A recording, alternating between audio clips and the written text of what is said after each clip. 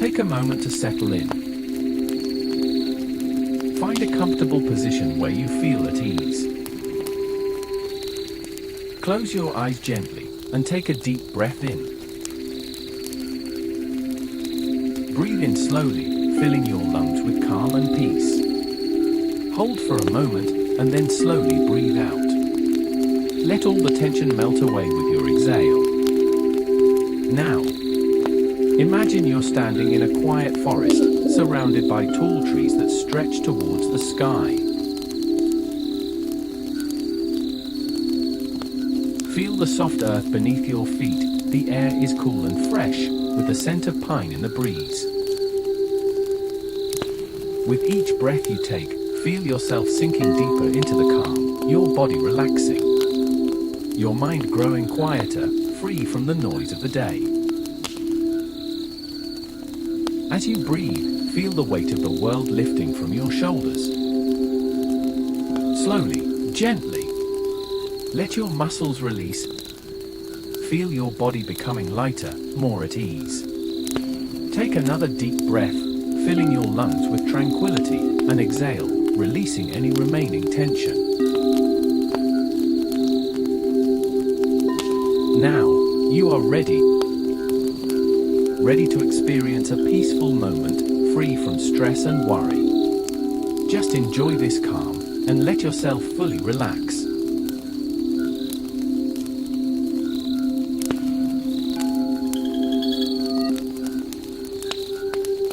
In a remote village, tucked between the hills and deep pine forests, winters were long and silent.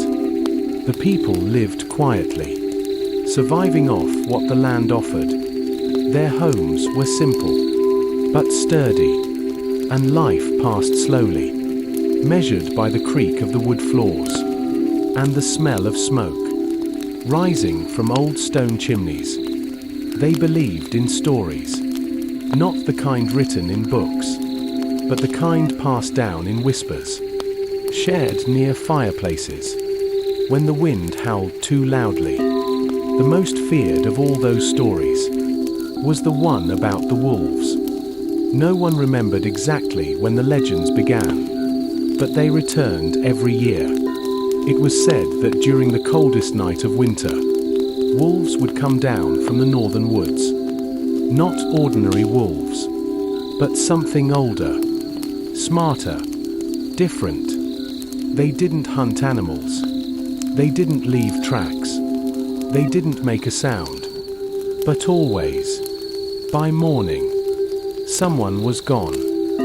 It was never clear how the wolves chose their victim. One year, a young farmer disappeared. Another year, an old traveler vanished from his cottage. A mother, a child, a stranger passing through. The pattern never made sense. But one thing remained consistent. Every time someone was taken, the wolves left behind a strange offering. It was always the same. A right hand, clean and untouched, placed gently by the village well. No blood, no signs of violence, just the hand, like a message, or maybe a warning. Some believed it was part of a ritual. Others whispered that it was a sign the village had been spared from something worse. But no one dared investigate. This year, the cold arrived earlier than usual. The wind was sharper. The snow came heavier. And with the cold came the fear. Doors were bolted by sunset. No one walked alone. The older villagers warned the younger ones not to look out their windows after dark. But one woman didn't listen. Her name was Lada. She lived on the edge of the village, in a crooked house that leaned with age. She kept to herself, spoke little, and walked often, near the forest. The villagers didn't know much about her, and what they did know, they mostly guessed.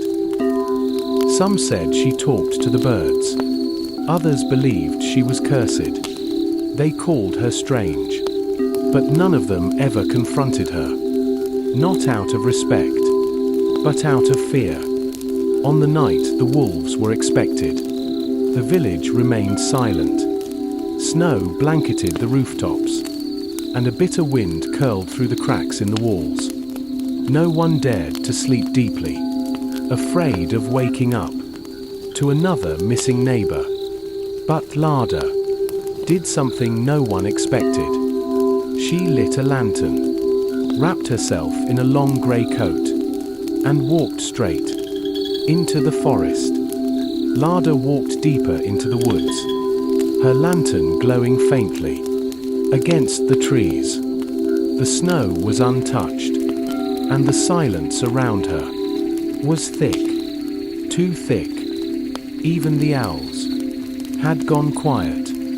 She walked for what felt like hours, though the moon had barely moved. Eventually, she reached a small clearing, where the snow hadn't touched the ground. In the center was an old stone circle, half buried by moss and time. She'd heard stories about it. Everyone had. The elders called it the wolf's mirror. She stood still, breathing heavily, her breath rising in clouds. And then, from the edge of the trees, it appeared, a massive black wolf, eyes burning like coal. But it wasn't alone. Behind it, 4 more wolves stepped into the clearing, silent, like shadows. Lada's hands shook, but she didn't move. The lead wolf circled her slowly, its paws never making a sound. Suddenly, it stopped. It spoke, but not with words. In her mind, she felt something press against her thoughts, not like speech, but like memory. A flood of images, sensations, feelings, pain, hunger, betrayal. She saw flashes of a woman, long ago, betrayed by her village, and left for dead. In the snow, the wolves had found her, raised her, changed her. The wolves weren't killers. They were protectors. But they had become twisted, over time, bound to a curse that made them repeat the pain they once tried to prevent. Every year, one life for the balance, a hand left behind, a symbol of the judgment past. Lada stepped forward, heart pounding. She knelt slowly in front of the lead wolf and whispered, "Then take mine, if it ends." But the wolf didn't strike. Instead, it placed its paw over the snow and dragged a line, a mark, a symbol from the old ways, one Lada had seen in her grandmother's journal years ago, a protection rune. And then they vanished. The clearing fell silent again, as if nothing had ever happened. But Lada knew something had changed. The curse had been paused, or broken. She didn't know which. By dawn, she returned to the village. No one spoke to her.